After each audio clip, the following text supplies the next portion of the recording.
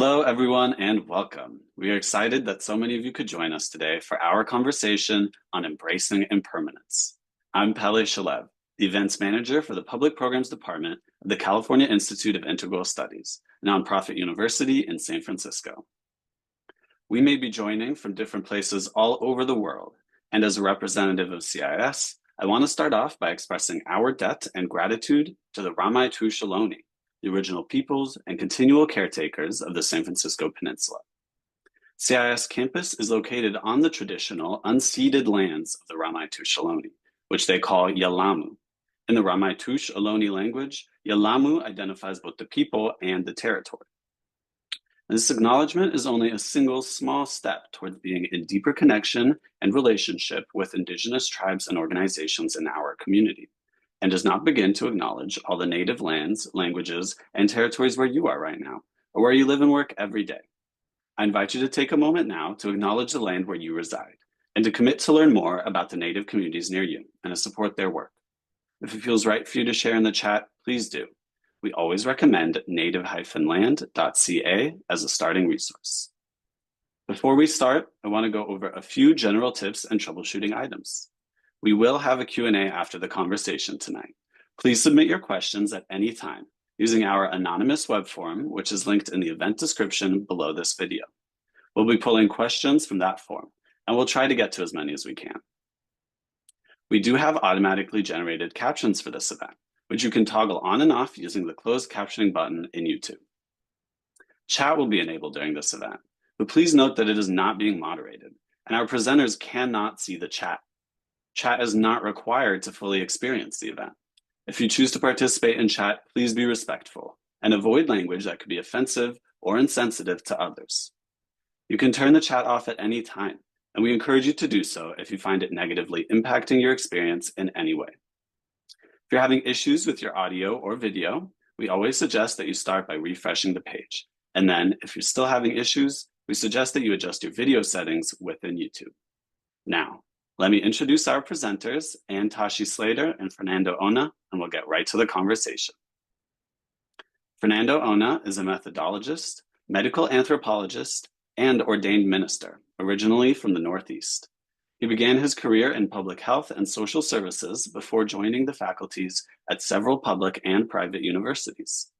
Fernando works as a somatic psychotherapist, having supported refugee and asylum-seeking communities who are the survivors of torture. He is also a certified 500-hour yoga instructor. Ann Tashi Slater contributes to The New Yorker, The New York Times, The Paris Review, Guernica, Granta, and many others. She presents and teaches workshops at Princeton, Columbia, Oxford, Asia Society, and the American University of Paris. Her new book, Traveling in Bardo, was published by Balance Hatchet on September 9th. And now, it is my absolute pleasure to turn it over to Ann Tashi Slater and Fernando Ona.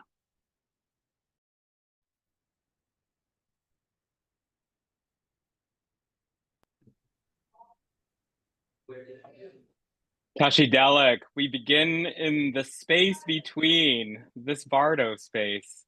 And as we gather in this shared inquiry, I just want us to ground us, not in abstraction, but in the fullness of this textured impermanence as lived experience. Anne, it is a blessing to be here with you. And as we begin, I want to invite all of us into this present moment and orient toward your deep relationships with your lineages, ancestors, peoples, all of it, to actively face and accept the realities of the lived experiences you write about. And I'd like us to begin, as you do in your book, with your grandmother. That first chapter, Anne, oh my gosh. The stories, her stories, your stories, and how they are so profoundly reanimated in this book. It just brings me to my own grandmother and the stories my grandmother also told, and continue to whisper in my ear. And so there's so many questions I want to ask you about this first chapter where you drop us into Darjeeling, and your arrival in that first chapter in 2004, I believe. That's right. Your grandmother's funeral. Mhm.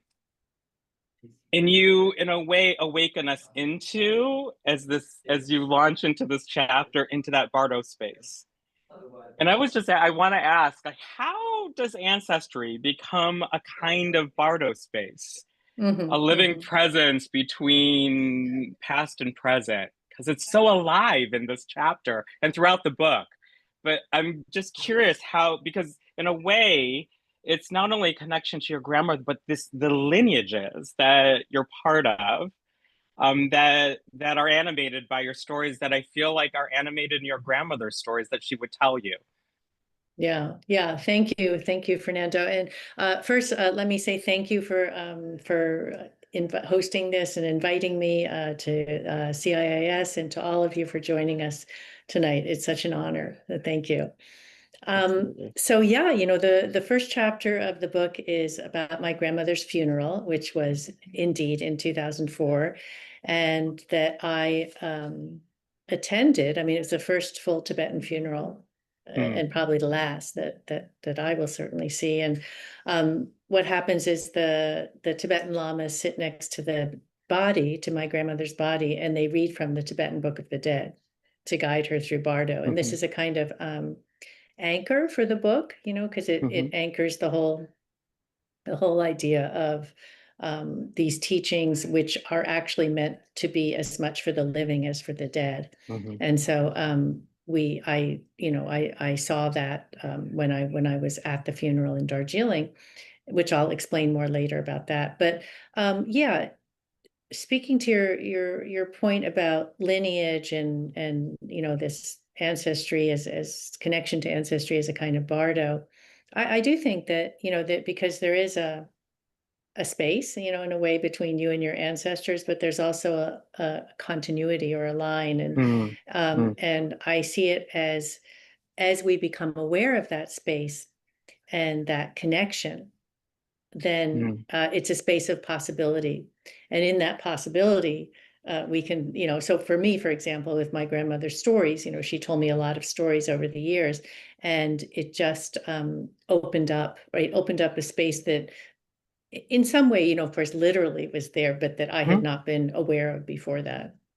And in a way, it feels like it awakens in that space, right? That the stories aren't just stories told that are static in a particular time and place, right? But they extend beyond that, right? Because it informs right now, in a way, like throughout the book and at the start, really, that I am witnessing you navigate not only ancestry as past, but as really present. That in that presence, that we can then connect to things that are ongoing and continuing to evolve and change as you go through various experiences of your life, right? And as you witness other people's lives and the people that you not only encounter as deep relationship, but just in your classroom or in your writing, right?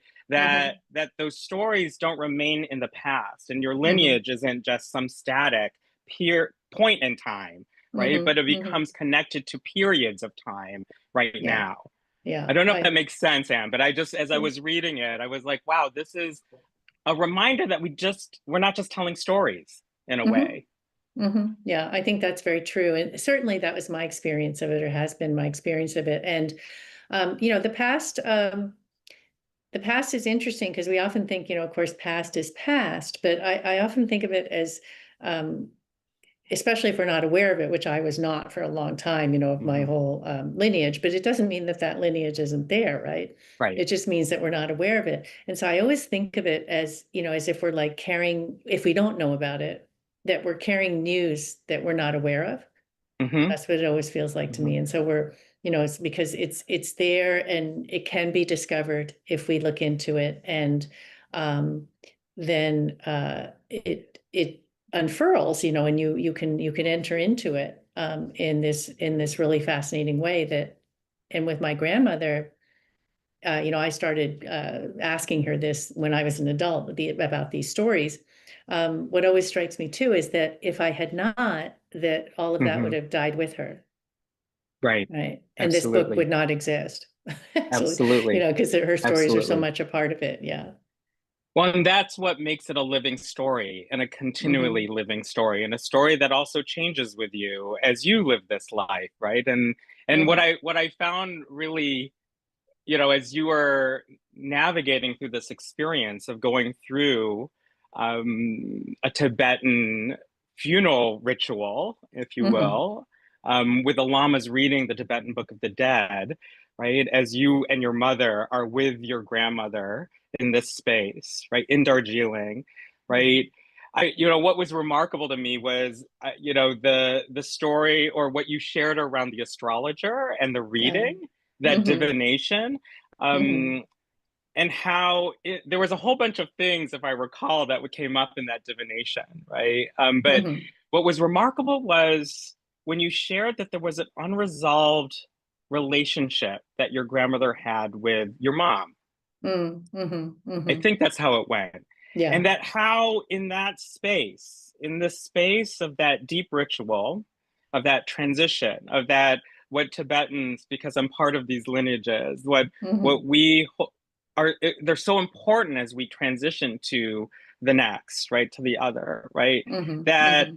and yet, what that astrologer shared in that moment, and what you were remarking in that experience really related to now Mm-hmm. Mm-hmm. in that space. And that I Yeah. was curious how that, even that that divination, how that informed how you understood the Mm-hmm. connection between, right, just your ancestry and the past and Mm-hmm. this present, Mm-hmm. and how that in between brings us into a constant engagement with, wait, hey, Mm-hmm. wait, what is this awakening of the news, you were saying, right? News that we Yeah. don't yet Yeah. know, right? Yeah. Yeah. Yeah. I mean, and what happened is that in a traditional Tibetan funeral, a horoscope is drawn up, Yeah. and it's this was new to me. This I didn't understand because I knew that there was such a thing as a birth horoscope, of course, Mm-hmm. and but in the Tibetan tradition, there's a death horoscope, Yeah. and the death horoscope is drawn up to or cast, to determine what kinds of rituals are necessary for the dead Mm. person and to help them through bardo. And here, the bardo we're talking about is from death to rebirth. And so, for example, maybe there are certain remedies that need to be carried out, in order to protect the person or to make their path easier. And so the horoscope will detail those things. And some of these, what also is kind of detailed, if you will, in the horoscope is what things the dead person remains attached to, which I Mm. found very interesting. Mm-hmm. And so in my grandmother's case, it was kind of, we're listening and there was like a red hat, a red dress, and that kind of thing. And I'm like, yeah, okay. And like this very, very ancient Tsipa, which is the astrologer Lama, was reading this out. And then he goes, Mm-hmm. it's like he says, and red hat, red dress, and unresolved relationship with her daughter. Yeah. And I was like, wow, um, and of course, there was and this is part of what I started to become aware of is this question of legacies and patterns, Mm. that are carried Mm-hmm. down. And when we're talking about the past, and in this sense, carrying news that we're not aware of. So, for example, my grandmother had a difficult relationship with her stepmother, and she and my mother had the difficulties that, Mm-hmm. that we often see between mothers and daughters, and similar for me with my mother. And so, what I became aware of, and I hadn't thought of before, was that this had carried Mm. down through the Mm-hmm. generations. And Mm-hmm. then I started thinking about my own daughter, Mm. and Mm. was this going to happen? Was this going to happen? Was I going to carry down this pattern? Mm-hmm. And so one of the things that we can find, when we become aware of the past, is the things that we do want to carry on and the things that we don't want to carry on. Right. Right. And so it's Right. not like, so yeah, we're bearing news of which we're not aware. But as Mm-hmm. we become aware of it, we can be like, okay, yeah, this is something I'd really like to continue, and this is something I would not like to continue, and therefore, what can I do to change that? right? But we can't have that. We can't have those thoughts if we don't know what the pattern is. Right. And Yeah. that's what I deeply appreciated, that it wasn't just the awareness, but it was awareness connected to a recognition, a deep recognition of, oh, wait, this is pattern, right? There's a pattern. There's a storyline to this. And in addition, that in that attention, in that deep awareness, there wasn't a running away. It was facing it in a way. Or being curious. I'm curious what you think, because I felt like it was being curious about that too. There was a question like, wait, what is this? Why is this astrologer saying this? But it cascaded into other things too, it felt like. Yeah, I think that's very true. And I think that, it's not like I heard that and had this like big epiphany and I was like, that's it, I've changed. I'm not going to carry this on with my daughter. It was a gradual process. And I remember returning to my home in Tokyo from Darjeeling, after the funeral, and this stayed with me. This one of the things that stayed with me. And I remember thinking about it, not in a very, I mean, in a way, it worried me. Honestly, it worried me, because I thought, oh gosh, are we? And this brings up, one of the things I talk about in the book, which is this idea between the distinction between karma and fate. And we often think of karma as being fate, right, in the West, anyway. And but it actually means action, which was new to me, right? And so the idea is that we often think, oh gosh, now I know what this pattern is. Am I fated to repeat it? Right. And so that is a frightening idea for us, right? And so, but the idea is that karma means what actions we can take, right? To one's, to change, whatever it is that we want to change. And so, what I realized is that the example that always came in my head was that it was like hearing, it was as if I heard that a hurricane was forecast. And I sat on my porch, like whistling a tune and hoping it wasn't going to hit my house, right? rather than, boarding up the windows and making sure I got my supplies and all that. And so it's the same thing. And so, if you know that you have a certain legacy in your family, or if we take a broader view, for example, in society, right, in our not just, so we can have individually our families, our community, and then our larger, kind of global society.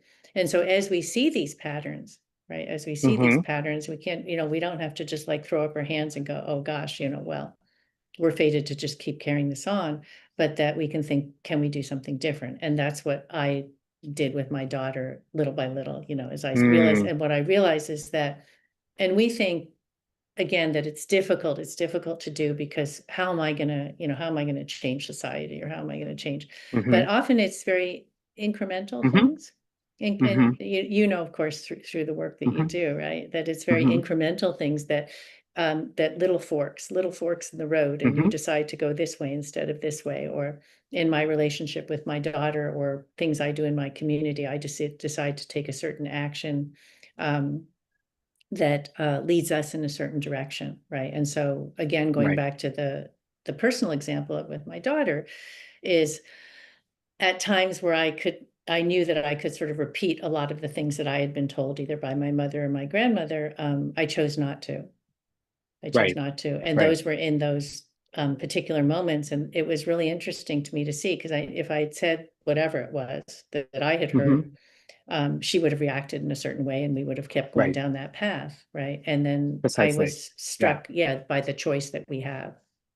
Well, and I appreciate that, because in a way, it doesn't become a repetition anymore, right? And in the process, in an ongoing process, right? It's an attention and awareness that it may not even happen overnight. It's not going to happen necessarily in this lifetime, but it is an engagement with that process that seeks to, in a way, break that repetition, right? There is, or that karma, and the consequence of karma, it's the awareness that we have that agency to engage with it if we meet with it, if we connect with it, which that really struck me. So early in my 20s, I was really present with the transition of my best friend and his process of dying.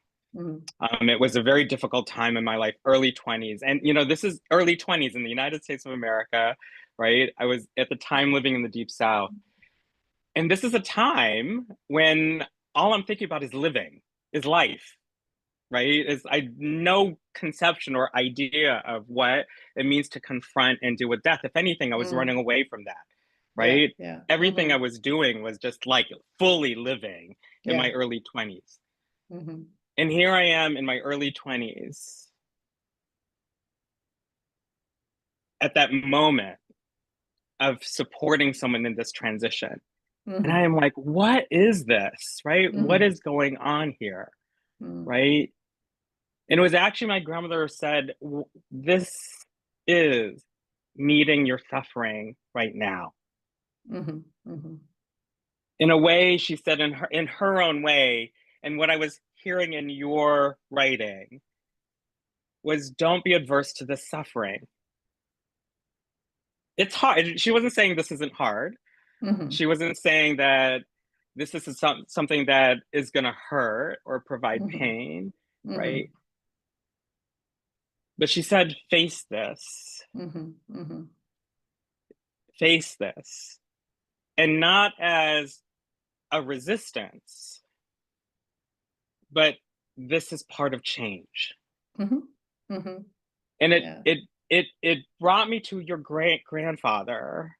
And I want to hear you tell the story, because it brought me there, because it was in the face of what your great-grandfather experienced, as I think he was going from Tibet to Darjeeling. I'm forgetting now.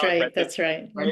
But I was like, oh, Anne, you triggered that for me in a way to remember that at that moment, there was edges of despair for me, like fear, anxiety, despair. I was confronting my own, like, oh my God, I'm going to die. This is early 20s. And then I read about your great-grandfather. And then at the same time, later in your book, I read about your own illness. So I want to first hear about, like, because it's so, in a way, you're saying something about how we're living with this. And your whole book is about change, impermanence, right? Like, for me, it's like life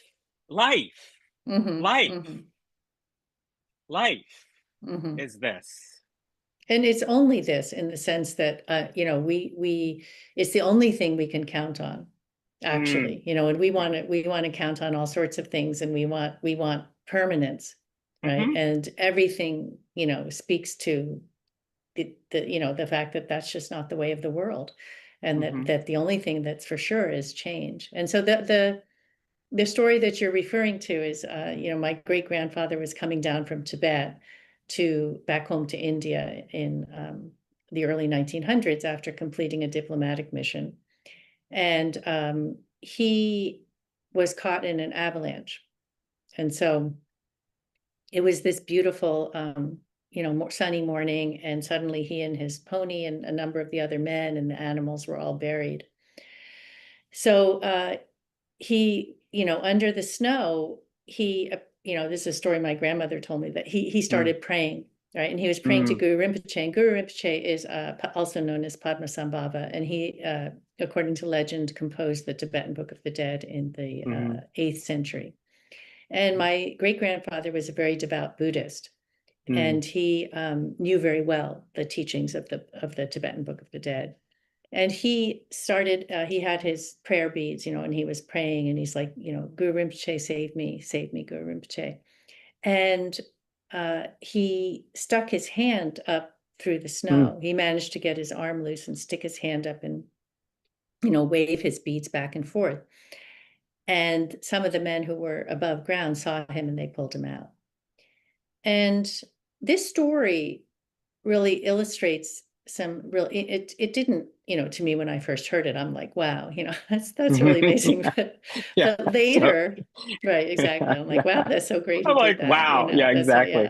Totally. But later, for reasons I'll explain in a minute, I really understood the import of it. And I think really the central lesson of the Bardo teachings is that we accept reality, that we want to accept reality, but not give up hope. Mm-hmm. And in his case, what that would have meant is that he accepted that he was, buried under the snow. And if he had given up hope, he would have been like, that's it. I'm through. There's nothing I can do. And in an avalanche, I think you have, 20 minutes or something before you Yeah, suffocate. less than. Yeah, absolutely. Less than, yeah. Yeah. And so if he had given up or just thought, oh, this is my fate, it's my fate to die here in the snow, he would have died. Mm-hmm. If he had engaged in denial, for example, and thought, yeah, this isn't that bad. Like, it's probably okay, or I'll be out, that probably would have been the end of him as well. Or if he had done what we often do, which is that we just wished it hadn't happened. We're always like, Mm-hmm. why me? Why Mm-hmm. me? And so while you're thinking, why me? You've got like tick, tick, tick. Absolutely. Yes. So it's this very like microcosmic kind of story that illustrates these really profound things. And the other point here is that, acceptance, right? So he accepts his situation, what you're saying as well about facing, Mm-hmm. right? Facing suffering, facing the truth. So he accepts that. He doesn't give up. And then what I didn't realize before is that acceptance, I always thought acceptance was more about kind of just being like, well, right. That's it. There's nothing I can do. Like a resignation, right? Exactly. Like a resignation. Yeah. Yeah. I accept this in the same way, like if you say, okay, I accept that I'm doomed to have a, difficult relationship with my daughter, right? That kind of acceptance. But actually what I realized from this story is that his acceptance of the truth of his situation, the reality of his situation, allowed him to take action. And I think that's the piece that is so profound, right? And that is very beneficial for us, is to think. So then, because if he had, then it wasn't like, well, okay, I accept that I'm under the snow, but I'm not going to give up. And then you just stay there and you're still going to die, right? But he like managed to get his arm up and save himself, right? And which so I love. I totally love that. I right? imagine him reaching up, right? Yeah. Into the blue sky, right? Yeah. And he had his Yeah. prayer beads in his hand, didn't he? Or He or always he had had, his prayer beads. yeah. So I He just had his prayer imagine beads. him with Yeah. his prayer beads, Yeah. bursting through, right, this layer of snow, right? Yeah. And engaged in that action, right? Engaged in that realness of that situation, right? And Exactly. deeply engaged with it, not just like, oh, this is, as you say, this is not a resignation, this is not even a resistance, this is an actual lifting up into this space, right? A deeper action. Right. It's going more deeply into the reality of the situation. Yeah. And so for me, the way I came to see this is what you were referring to earlier about an illness I had. And so in 2010, I was plunged into my own bardo. And bardo, as I was saying before, means, like death to rebirth. It also means birth to death. Bardo basically means a between state. And so it can also be in a, like if there's an accident, if we have an accident like he did, or if you're ill. And so for me, what happened is in 2010, I woke up one morning just out of the blue. I was supposed to travel the next day, and I woke up and I was very ill. I'd gone to bed fine. And I had terrible fever, nausea, joint pain, and ended up in the ER, and they didn't know what was wrong with me for about 10 days. They thought I had malaria. They thought I had dengue. So anyway, it turned out that I had something called endocarditis, which is a bacterial infection of the heart lining. And so it was in my heart valve. And then, I was in the hospital for 6 weeks, and I had IV antibiotics and so on. And I thought, well, I'll get better. Now I'm going to get better. They figured out what it is and all. But things got a lot worse because what happened is what can happen is some of the bacteria can travel in your bloodstream to other parts of your body. And so for me, it traveled to my brain. And so I had this brain abscess. And so it really looked like I wasn't going to make it. And I remember lying in the hospital bed, because it's a really weird situation, because you're very, very ill, and but you're just lying there, day after day, week after week. And so everything was white, the ceiling, the curtains around my bed. Right. And so I thought about my great grandfather, because it seemed parallel to that in some way, like being, just like how he was suddenly caught in the avalanche, and I was suddenly like plunged into this bardo of my own. And going back to what you were saying about lineage, I really felt, I'd never thought that much before then about the idea of mind stream. And I felt like, I had heard this story so many years before, but somehow, and this is one of the things I love, is that the Tibetan Book of the Dead, right? So Tibetan Book of the Dead was composed in the 8th century. It was hidden. It's called a terma, which is like a treasure teaching, and it was hidden in a cave, and it was found in the 14th century. So we think, okay, well, in the 14th century, somebody trekked up this mountain with their shovel and got it out, but that's not actually how it works, right? And so is that terma are like buried in, it could be a cave, it could be a lake, hidden in a lake, it could be hidden in a tree, it could be in the sky, dreams, mind stream. And also it says, the teachings say, in the mind of a future disciple. So a disciple who's not yet born. But the idea is that at the right time, when it needs to be discovered, it will. And that I really thought about, because this story that I'd known for a long time, and it was kind of in that sense right in front of me, I didn't see it until I really needed it. I didn't really understand. And then it animates when you need it. It animates, and it animates when you're awake to it, which is what I'm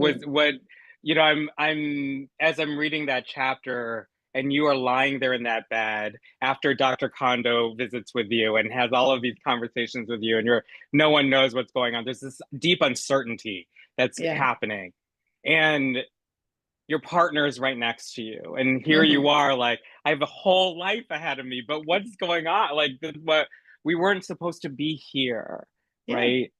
And it's the story that awakens in this space, right? It's it is, I felt like, oh, your great grandfather is there with you in a way, right? It is connected to that energy, right? In this deep, deep uncertainty, in the impermanence of that situation, right? Because in a moment you could have been gone, right? You could have transitioned, right? And in that bardo, you're in that space and awaken to it, right? To me, there's a deeper attention to it that animates us, that story in a different way. Right, exactly. It feels like that. I don't know if that makes sense, but it calls us into that. It calls you into, like, oh, wait a second, Anne, here I am in this bed. What am I? And I was just like, holy wow, this is again, not an overnight thing, right? Like, you've been told this, you've been exposed, you've been connected to these stories over and over, and part of a lineage, part of a tradition. Yeah, exactly. And it goes back to what we were saying about a little earlier in our conversation here about suffering, and that we think, of course, that we don't want to suffer. And if we actually, or sometimes people think, oh, so the Buddha, right? So when he was Gautama, right, before he became the Buddha, and he set forth from his father's palace and to seek enlightenment. And it's often, I think, it's thought that he was trying to end suffering, right? And in a sense, that's true, but in a sense, it's really not true, because we can't end suffering. And there was no way, like, I couldn't, like, wave away this horrible illness that I thought was actually going to kill me in my 40s. And I was just like you're saying, like, I'm like, I felt like, isn't there someone here I can, like, appeal to? I'm like, just a second, because I'm a wife, I'm a mother, I have children, I have, like, things to do, and so there's some mistake here. And but what actually the Buddha, was seeking, and that we also can seek, is the it's how we engage with the suffering that is inevitable, in life, right? And so, we can't do away with it. There's always, and the thing we always know about, sickness, old age, and death. There's that, but I think there are many different kinds of suffering, and so we're never gonna, because I think partly as humans, we have this impulse that we just want to like get rid of it, like right. once and for Especially all. in our culture, right? Right? Yeah, exactly. In our culture, we're like, oh, let's not suffer. Suffering is something to be avoided. To right? be avoided, Something right? totally distant from ourselves, right? Suffering should happen to others, not ourselves, right? Exactly. Or we should not be in that space. Yeah. But the teachings are really not that suffering is everywhere, but it's not just everywhere. It's just that we can meet it, right? We can face it. Right. And what I understood from my experience with illness, as well as my great-grandfather's story and other things my grandmother told me, is that, I thought that, so for example, they say, like, when in bardo, let's say when we die, or literally or metaphorically, we're kind of like pilgrims in search of lost harmony, right? And so we're in search of lost harmony. And so I always thought the harmony is, the kind of equilibrium we lose because of things that happen that make us suffer, like illness or whatever it may be. And what I understood from my experience of illness was that it's actually not that, but that it is the equilibrium or harmony we lose when we forget that impermanence is the way of the world. That's what we struggle against, right? Because there's nothing we can do about that. But what we can do is, and this goes back to the question of agency, what we can do is we have control or agency over how we engage with that. And that's what I appreciate about this wisdom that is throughout this book that you're writing, right? Is that it's precisely this, that our agency, and not just our own agency, but also our collective agency with this too, right? Yeah. And that it's that dynamic relationality that we encounter the suffering differently. Right. And in a way, you say precisely at the end of the book, it's like you transform it, right? When you encounter it, that suffering transforms different. It doesn't hit you. It hits you differently. It sits with you differently. You engage with it differently, and it doesn't stick to you, right? Because you're not attached to it in a way. It feels like you work at this engagement with that suffering, so it's not sticking to you, that you create the resistance to it, right? In a way, you're letting it almost go while still holding it, right? Still being in it, and being in it not only with yourself, but with the relationships you have with the world, right? Whether it's humans or beyond humans, right? That we engage with that as we face it together. Yeah. I think that's very true. And I think also that counterintuitively, we work against our own happiness, because I don't think there are many people who you would ask and say, do you want to be happy? And they'd be like, no. It's like the Dalai Lama says, everyone wants to be happy, right? We all want to be happy. Right. And yet we create more suffering for ourselves. And so, by like turning away from, what things that are painful for us. And so, and I realized too, like one of the stories my grandmother told me, was about my grandfather's death, when he died, and that she, was very determined to bring him back. He had a heart attack in Calcutta, and then she brought him back to Darjeeling because she wanted him to die at home and be able to have the traditional funeral and set off well in bardo to a good rebirth. And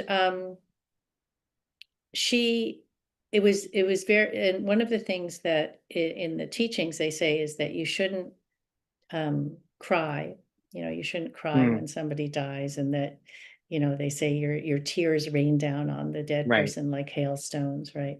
And that if you accept it, of course, it's easier for you, but also that it's easier for them, right? Because otherwise it keeps them tethered, like tethered to this world is the belief, right? But it also keeps you tethered to your grief, and what's interesting, and I understood from her, is that it doesn't mean that, of course, it doesn't mean that you're not going to feel sad, and we're not going to feel Mm-hmm. sad. I mean, when my father died some years ago, and I was completely devastated, and I was very sad. But what it means is, interestingly, is that it allows us to grieve Yes. more, right? Yeah. Because so it doesn't mean we're not going to feel sad or we're not going to grieve, but it means that we can open ourselves fully to that experience of, instead of that I talk about in the book, is there's a chapter about it's called Coming to Realize You're Dead. Yeah. And I love that chapter. that's Mm-hmm. Yes. and I was very surprised when I first read the Tibetan Book of the Dead, and I thought, gosh, Mm-hmm. this is really interesting, because the belief is that when we die, we are in denial about it. And so, as my grandmother said, the dead person hovers around the Yes. altar room, saying to everybody, why are you crying? I'm right over here. And then at some point they realize, gosh, something's happened. Mm-hmm. But actually the idea is that we're trying to get back to our old lives. We don't want to let Mm-hmm. go of the lives we had, Right. even though we can't get back to them because they're over. And Mm-hmm. so this idea of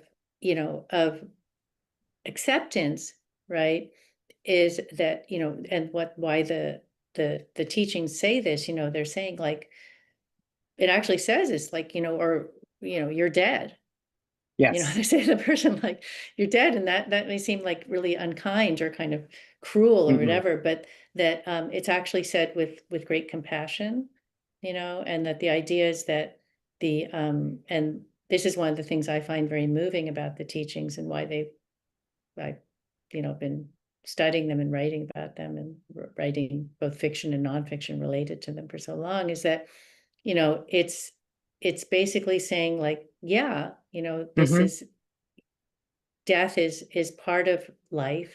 It's a natural part of our lives, and you're dead, and that's okay. Yeah. Right? Because we think it's Yeah. absolutely not okay, right? Yeah. It's not okay. And we can say it in the sense, obviously, of death, or our own death, but the Mm-hmm. death of anything makes us sad, either the death of somebody we love, the Yeah.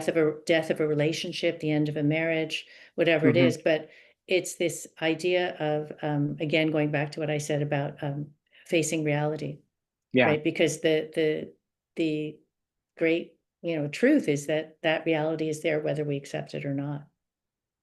And when you accept that reality, Mm-hmm. right, there's a deeper sense of transformative, right, liberation. There's a deeper sense of I can not necessarily just move on, but I can actually live, right? There's a living in that space as Right. well. And I maybe living is not the word. It's like there's almost like, there's a teacher of joy in that space, Mm-hmm. of Mm-hmm. life. That's why I wanted to ask you about, Mm-hmm. like, in that space, can impermanence, right, Mm-hmm. be a Mm-hmm. teacher of joy and not of loss? Oh, not Mm-hmm. only of loss, right? That Mm-hmm. it's in this both and in a way, right? Mm-hmm. Mm-hmm. That impermanence, if we face something like that death, whether it's Mm-hmm. a loved one, an animal that we love, right? Mm-hmm. Even a tree, like Yeah. I've lost trees in a forest, and I'm like, I lament that loss, Mm-hmm. right? Mm-hmm.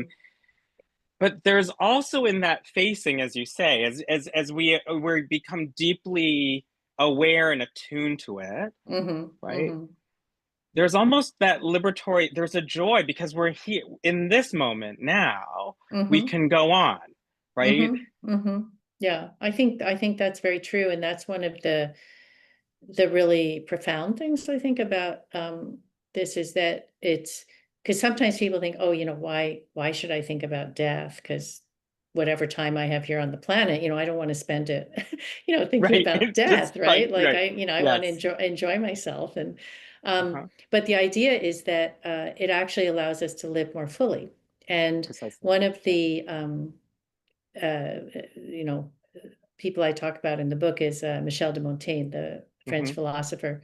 Mm-hmm. And he said, he used an example in his essays, in one of his essays, about an old Egyptian custom where, when you were kind of eating and drinking and making merry at some kind of feast, they would bring in a corpse Mm-hmm. to remind everybody that this would not last forever. But, and you could be, well, that's kind of, dark, right? But the idea is that it would encourage you to enjoy yourself, right? Right. To enjoy the moment, Right. enjoy your friends, Yes. love your Yeah. friends, do the things you want to do.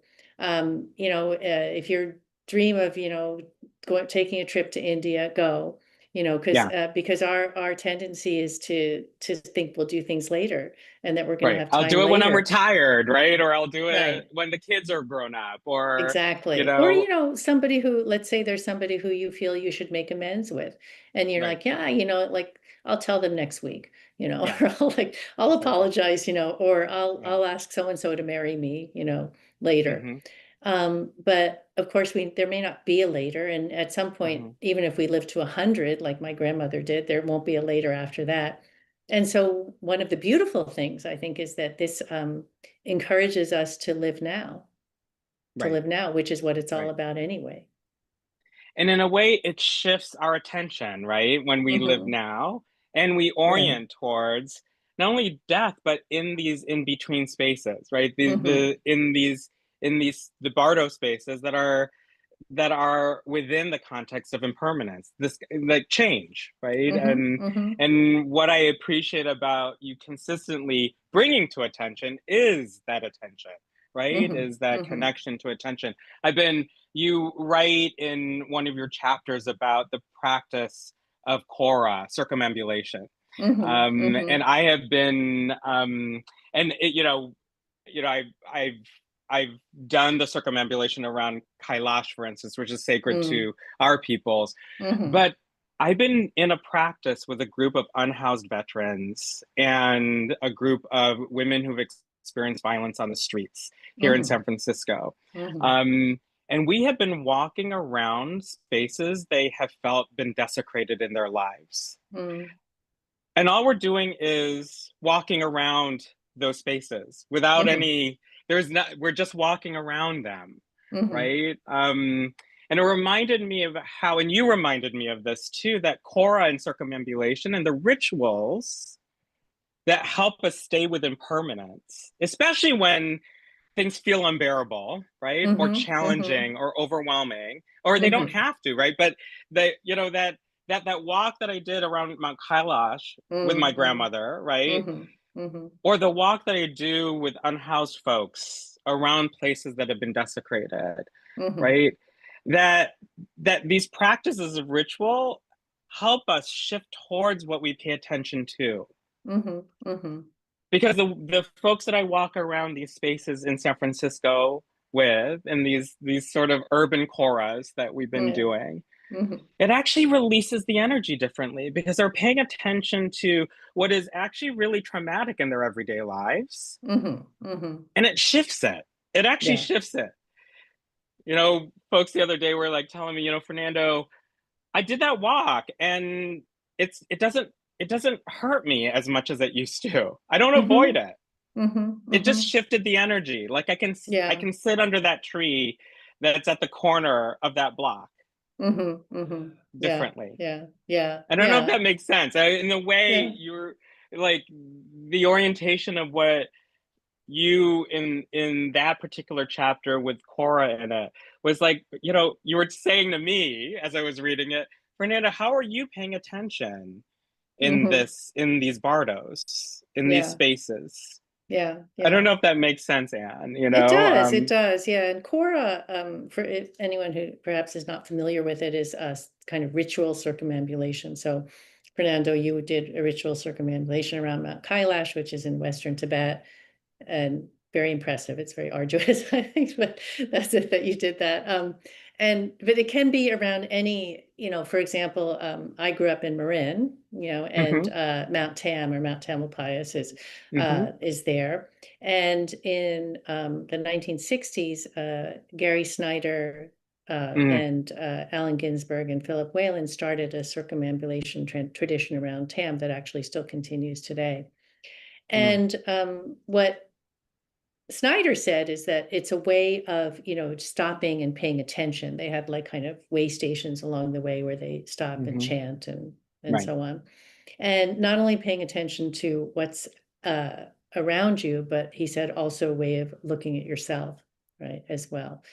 And Wayland, it was interesting, said in an interview that at that time he was worrying about a lot of things. He had a lot of problems with personal issues, and that this stopped him from worrying, was walking, right? Walking, around the mountain, and he was able to, he said, open up to things and see them. And it goes back to, I think, that sort of aligning, or, kind of alignment with our, because what happens, I think, is that we get out of alignment with our, whatever you want to call it, inner compass. And so I think this is a way that we can sort of like get back in alignment. And it could be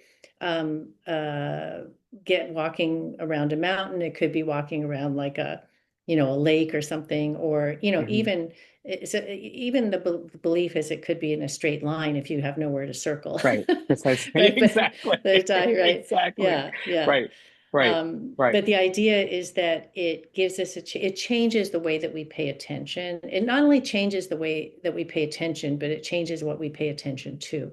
Precisely. Right. Yeah. Right. And so it's a very powerful, right? Very powerful practice. And I talk about it, yes, in the chapter about paying attention, where we can, and often these days it's said that we don't pay attention. Feel like, oh, everyone's distracted and so on. And I would say, actually, we do. We're always paying attention. It's really a question of what we're paying attention to. Exactly. And so are we just like paying attention to the tapes in our heads and the thoughts we're having, or are we paying attention to, I talk in the book about, I've lived for many years in Tokyo, and one of the things that actually helped me learn about paying attention in a different way, and helped me to recalibrate. I, for example, discovered when I moved there that there are many, many different kinds of, there are many different names for different kinds of rain. Right. And I remember because, I grew up like rain was rain, right? And there are all these Japanese words for, like, there's one like for fine drizzle, and then there's one for like a downpour, and then there's one for like that, the plop plop, of the early raindrops, when, big raindrops or like little raindrops and so on. So point being that this actually gave me a very, very different attention to rain. Like I would, and I never, it all, if you had asked me before, I would have said it's all the same. It's just like rain is rain, right? But what I noticed too is that and this would be an example of this paying attention in a different way to what's around you, because you know how often we can go from point A to point B, and if someone says, "What'd you see along the way?" You'd be like, "Nothing."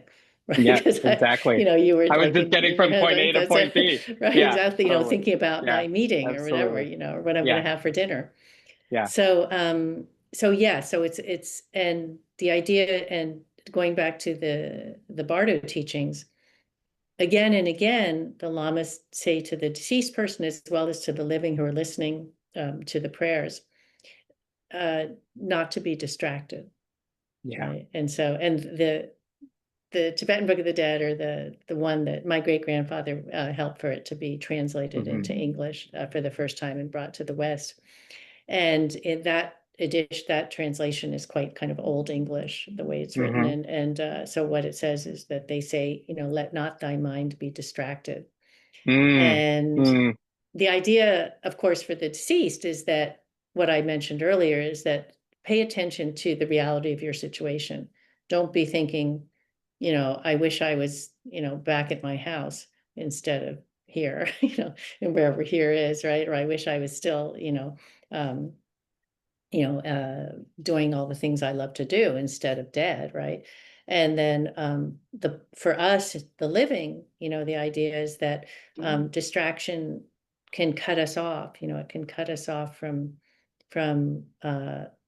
real life, in a sense, because we're sort of lost in this kind of our reveries and projections and and worries, going back to the idea of worry. I mean, one thing that makes me laugh is that allegedly Montaigne said that the worst things in his life never happened to him.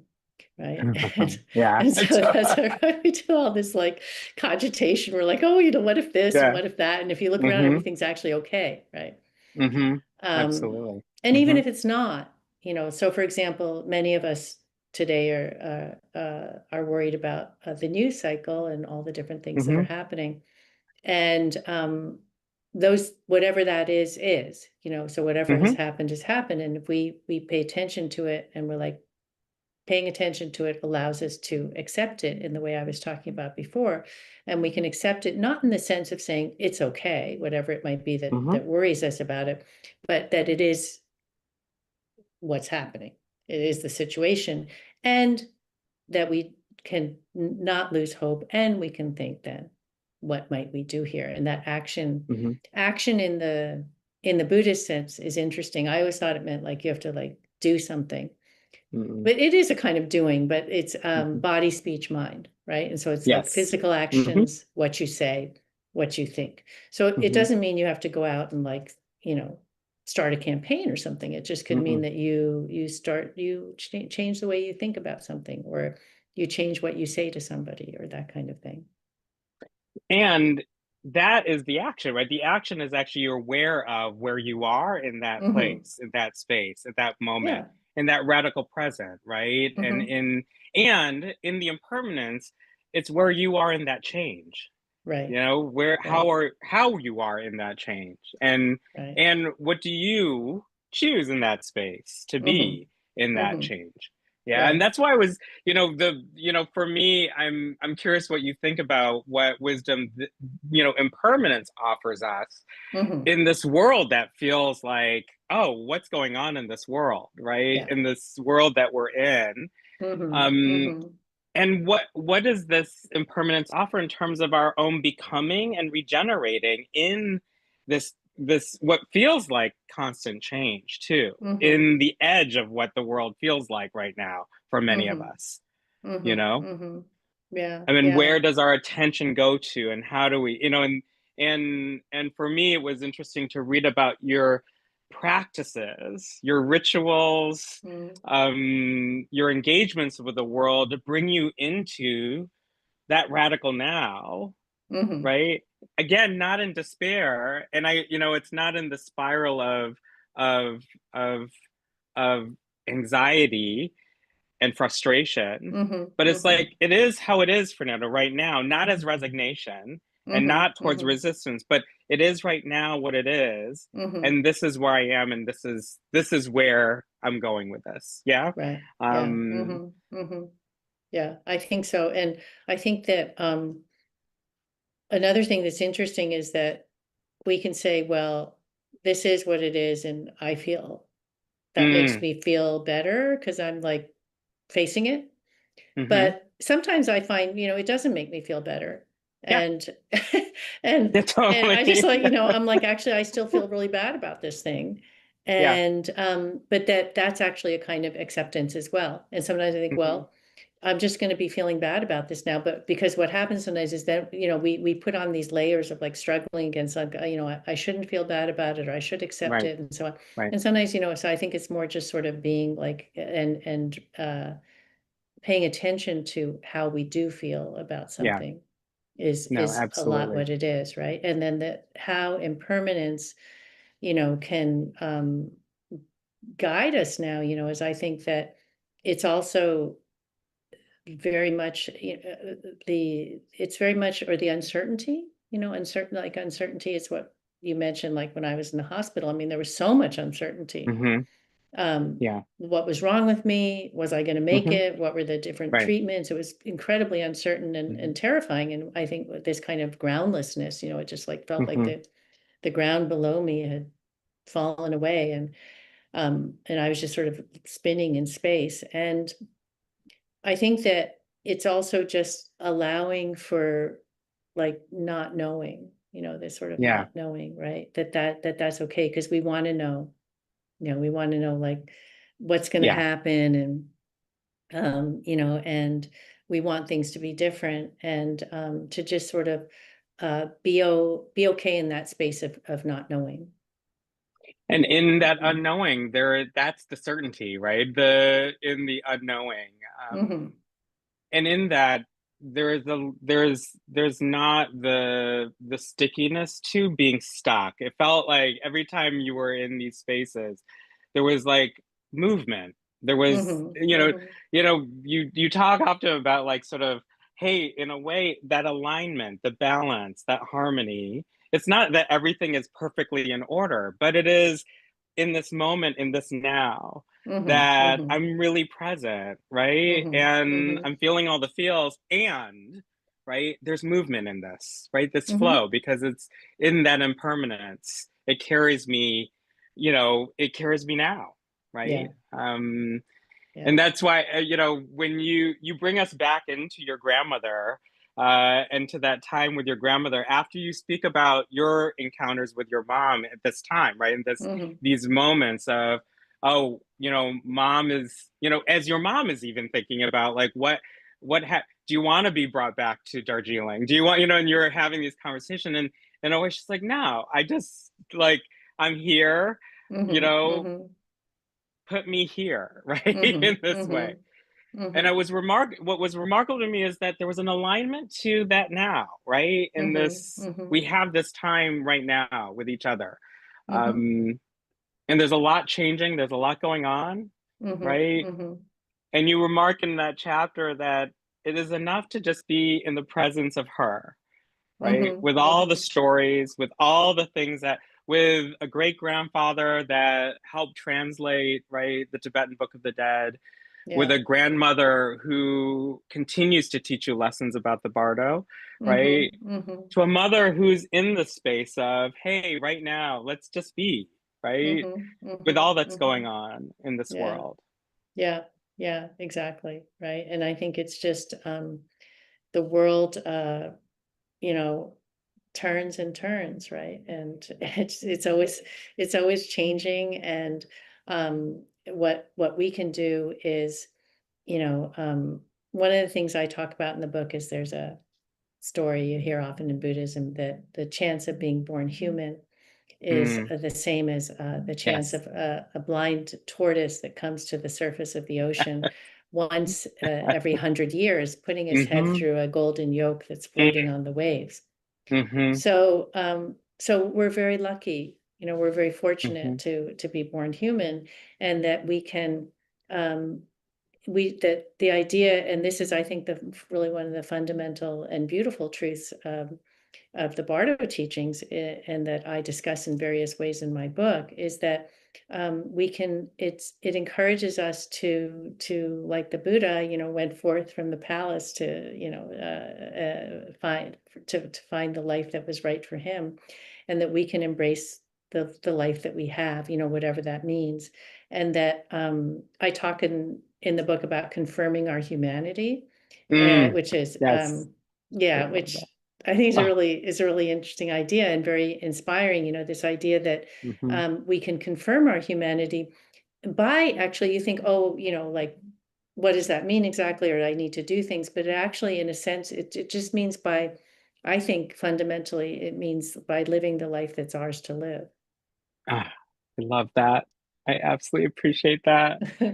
Oh my gosh. And I just want to sit with that wisdom right now because it's just so, there's so much there in that. And Yeah, that wisdom just animates all of this right now. yeah. So yeah, I want to invite our audience right now, to ask questions, and there's a number of questions here that I want to make sure we get to, and I hope it's okay that we can sort of come into that space. So Kylie is asking, were there lessons you discovered while writing the book that you couldn't include but wish you had?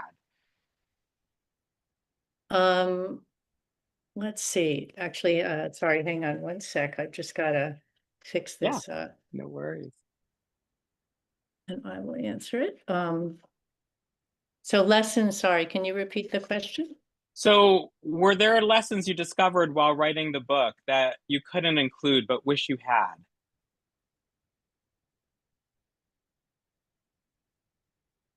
Okay, sorry about that. Just had No to plug in my worries. plug Yeah, through my no worries. impermanence. My computer Yeah, was needed to beautiful. be That's plugged good. in. It's Okay, you good. can hear me? Yeah, I can hear you. Do you need me to repeat the Oh, question okay. So again? sorry, no, I can't hear you. Give me a moment here. No worries. No worries. Okay. fix this here. Okay. Okay. Okay. Now you can hear me? Perfect. I can hear you. Can you hear me? Yeah. Can you hear me? And you're on mute. Okay. And now, yeah. We just need to, can you hear me? And then there we go. Perfect. Okay, sorry Can about you, that. yeah, Okay. no worries. No worries. Well, We are going with okay, this. We are going, we okay, are, good now. we're Okay. going with it. So sorry. So Please tell me the yeah, question. yeah, the question was, were there lessons you discovered while writing the book that you couldn't include but wish you had? Yeah, thanks for that question. I think it's Okay. And the sound is muted on the audio recording window. That's fine. Okay. Oh, okay. We just heard from, I hope everything is okay. Yes. Yeah. Go for it, Anne. Yeah. Yeah. So I think Okay. maybe there were, I think it was, it's such a large topic and there's so many things that It'd we be can really learn. unfortunate. Yeah. Oh, so it looks like someone's audio is still on. So I think it's one of our technicians. So Okay, hold on a second then. yeah, Now it's okay? Okay. I think so. Yeah, I think so. All right. And so I think that I really feel that I included the main things, so there's the coming to realize you're dead, paying Yep. attention, karma and fate. And so I don't, I mean, there were certainly things that I could have included from my, more, because it's kind of a combination of memoir and family history and Buddhist philosophy and all. So I could have included more stories in that sense, but not. I feel overall that I included what I wanted to. Okay, cool. Wonderful. What advice would you offer to people struggling to reconcile with impermanence? And then there's a second part to it, which is how might we use it as a tool for growth? Okay. Oh, Okay. I think we're hearing the audio of someone else. So I think it's okay now. Yeah. I think it's okay now. Okay, I think it's okay. Yeah.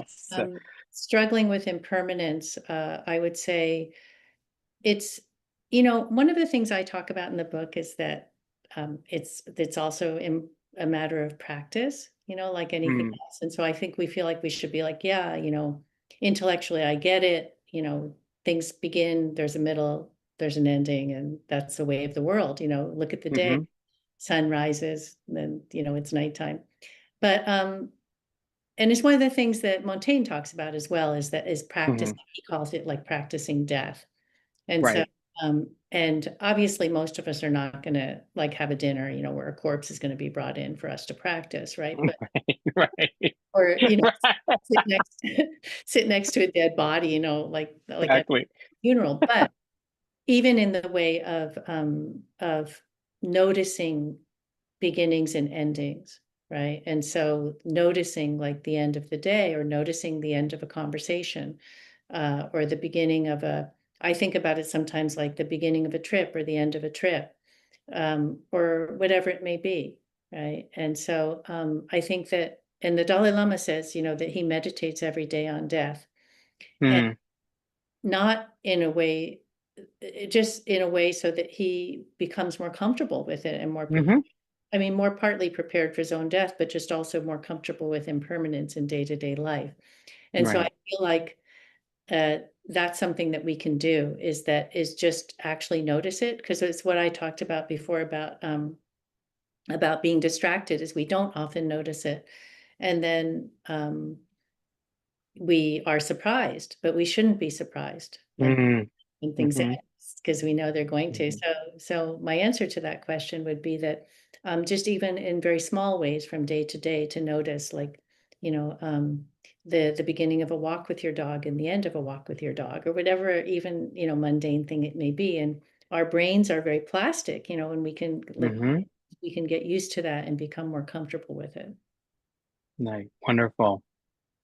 Another question that the audience has is, what qualities of deep relationality with ourselves and with others help us face our deepest suffering. Are these moments also when mind stream energy is most alive? Yeah, can you repeat the question, please? Sure. What qualities of deep relationality with ourselves and with others help us face our deepest suffering? Mm-hmm. And are these moments also when mind stream energy is most alive? Mm-hmm. Mm-hmm. Yeah, thank you for that question. I think it is interesting because I don't know if we're probably the only animal that cannot be in close Hmm. relationship with ourselves. Hmm. In a sense, I don't know, like, or get out of alignment with ourselves or not be our, true selves, if you will, and so that this to me, this question to me speaks to authenticity. Hmm. And Mhm. that's a very big idea, for example, in the Tibetan Book of the Dead, is that we turn away, or we're like these, it's described as these like dazzling lights, and we turn away from these dazzling lights, that's the radiance of our true nature, towards the kind of dull lights of our habitual behavior, Mhm. our habits that perhaps make us unhappy. Mhm. So this deep relationality, with ourselves and with others, I think comes from this place of, as we become more aligned with our, whatever you want to call it, our authentic selves. And that Mhm. goes back to what I said about living the life that's ours to live. And again, that may Right. sound strange, because you'd be like, yeah, of course I'm going to do that. But a lot of Mm. us don't. Mhm. And, we're like, oh, I'm in this relationship I don't want to be in, or I'm in this job I don't want to be in, or I've uh, done things to people that I'm sorry about, and I haven't really made amends for that, or whatever it may be. And all of those things impinge on Right. our authenticity. And so I think that the more that we are in alignment with whatever Mhm. path is right for us, Mhm. in relationship, a deep relationality with ourselves and with others. Mm. Mm. We have another question from the audience. How do the stories we attach to our fears obscure our ability to recognize the wisdom within suffering and be in right relationship with it? Mhm, mhm. That reminds me of the one of the ways that this is talked about in the Bardo teachings, is that the things that we see, for example, in Mm. Bardo, there are a lot of frightening things, like Mhm. Yeah. wrathful deities. They're terrifying. And then Yama, who's like the Lord of the Dead, who's there to like a kind of judgment scene. And the whole thing is a very terrifying journey. But one of the interesting things is that these are described as all projections from our own minds, right? Or from Mhm. Yeah. our own Mhm. consciousness. So they actually have no external reality. And that as soon as we realize that, they go away, right? And so Mhm. it's the way that it's Yeah.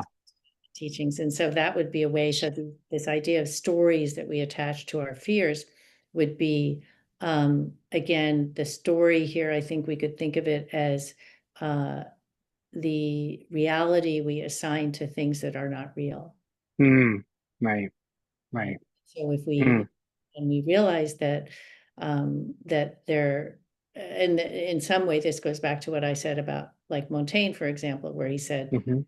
is said to have said that the worst things in his life never happened to him. It didn't happen at all. Mhm. Exactly. And so there are Yeah. these things we're afraid of, and we assign great weight to them, right? Even if Mhm.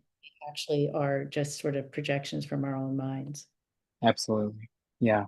Thank you for that.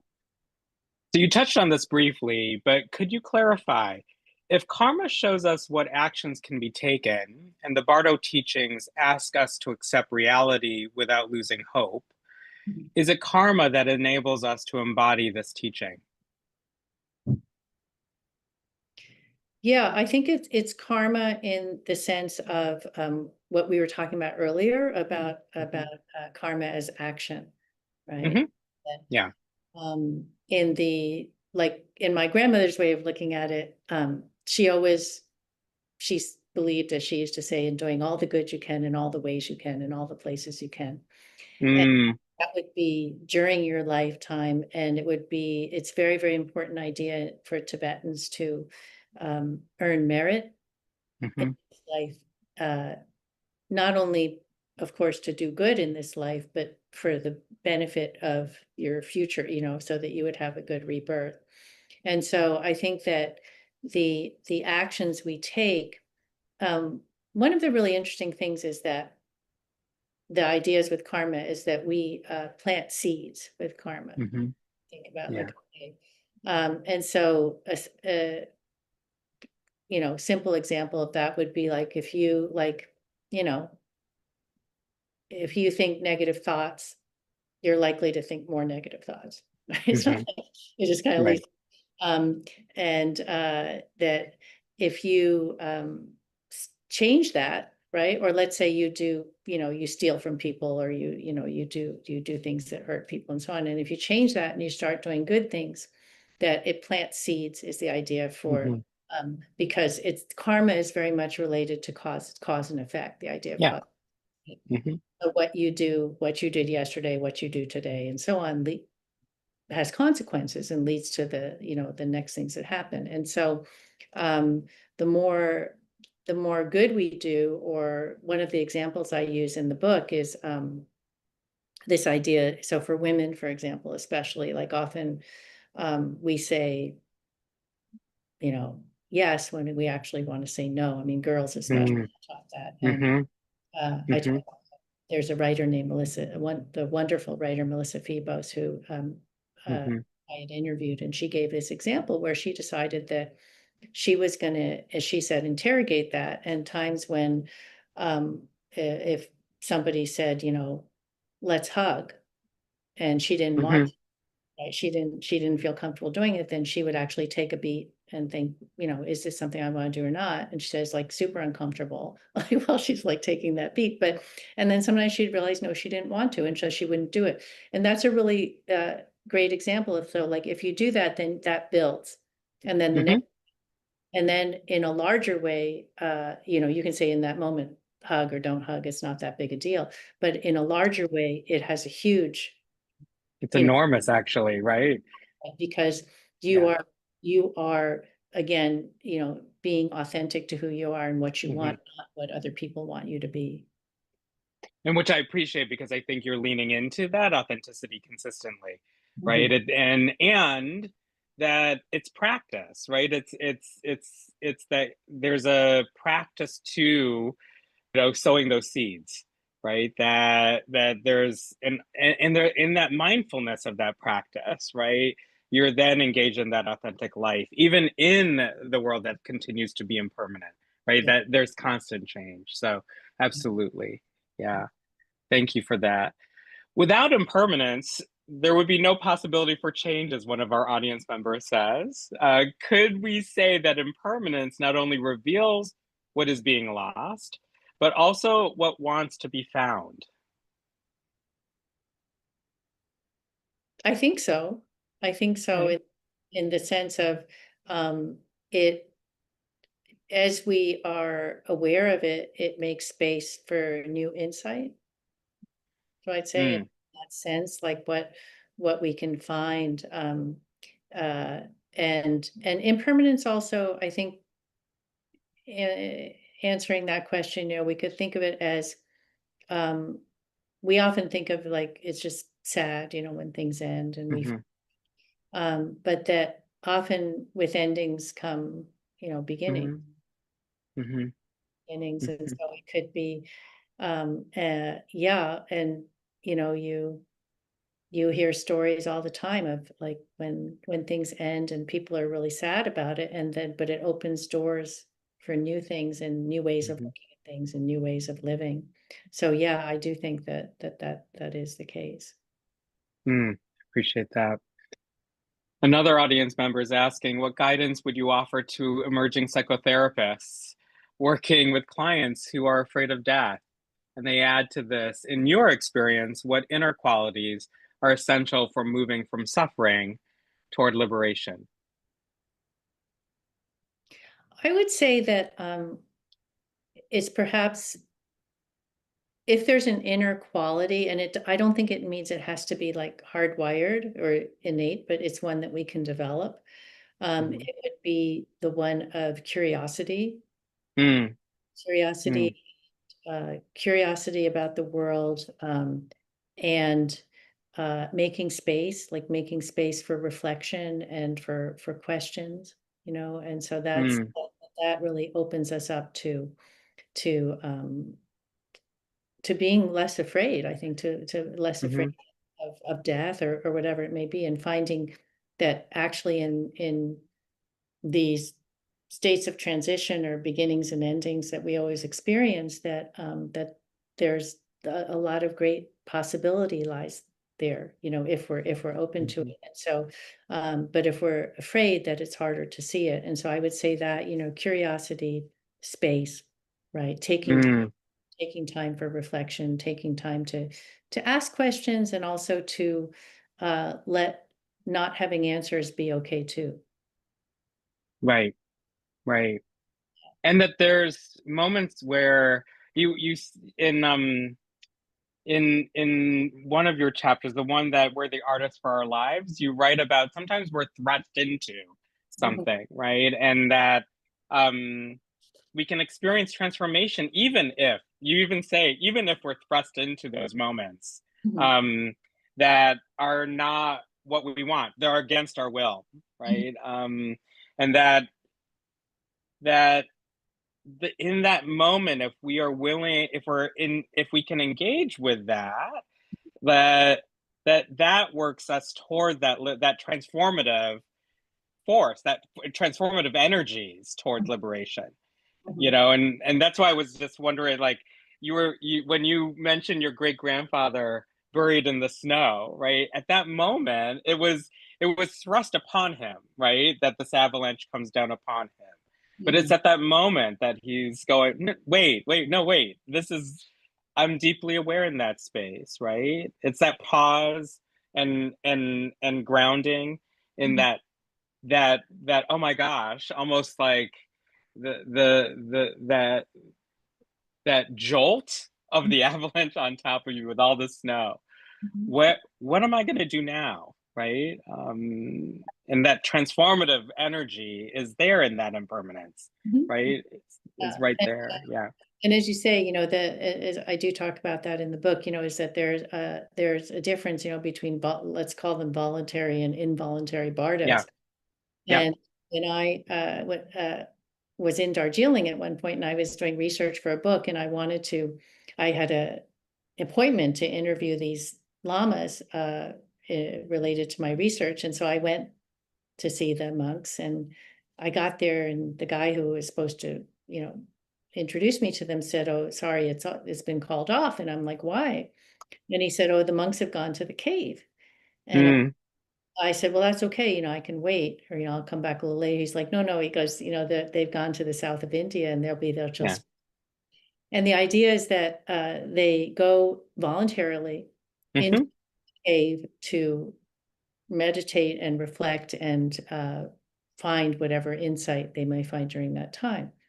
So that would be an example of a kind of voluntary bardo. And Right. involuntary, yeah, would be like my illness, my great Yeah. grandfather in the snow. But either one of those are ones where insight is available to us. Yeah. Absolutely. And not only that insight, but that awareness of that, right? A deep awareness to that, an attunement to that. So another question, I think this is going to be our last question, Anne, of the evening. But an audience member says that there's a proverb. The Buddha says that there are two roads to suffering: Mhm. attachment and avoidance. And the Uh-huh. question is, do you see the refusal to accept impermanence as playing a similar role in suffering? And if so, can we somehow use that understanding to create joy? The avoidance of suffering. The avoidance of suffering. Do you see the refusal to accept impermanence as playing a similar role in suffering? And if so, can we somehow use that understanding to create joy? Yeah, the attachment and avoidance, right? Those two roads of suffering. I think so. I think so in the sense that they're kind of obstacles, right? Like in the way that we talk about obstacles in bardo, or obstacles in, you know, from between birth and death. And again, it's normal, natural things that come up as human beings. And I think that the thing, again, I think this circles back to what we were saying about it's how you engage with that. Right. Engage with that will determine. Sure. Yeah, sure. I think, you know, it can be a way of finding joy. If you, because it's a way of, it's a kind of opportunity, you know, and when we encounter these like attachment or avoidance and so on, and we can like avoid avoidance or try to, you know, or we can like engage with it and be like, okay, what can I see here? Or what can I do here in the sense of body, speech, mind kind of activities. And in that awareness, in a way, right, that then we face it, right? We face that. And, you know, we face those distractions in a way, right? We pay attention to those distractions in order to engage with and create joy in a way. Yeah. So, yeah. And I feel so profoundly blessed with not only the stories you tell, but the deep wisdom that is so deep within you, that is so profound to your reality, your existence in this world. And I feel blessed to engage with you this evening about this fantastic book, but more than this book, and in the stories of your people, of your experiences, and how you've animated them with the teachings of the bardo in spaces of deep impermanence. Yeah, and these lessons I feel like I'm going to continue to discern and reflect on. But I feel so blessed to be in this space and sharing the space with you. And I just want to say thank you for your wisdom in showing us how impermanence is not a void, but a vibrant threshold. And that the bardos are part of that way. So thank you for this, Ann. Thank you so much, Fernando, and thank you for your beautiful questions and for making space for, you know, all of the different things that we talked about in this conversation, and to all of you for joining us and for your beautiful questions. I'm really grateful and honored. Thank you. Yeah. So everyone, thank you for being here and being present with Ann and traveling in bardo, the art of living in an impermanent world. Ann Tashi Slater, many blessings to Tashi Delic. Thank you.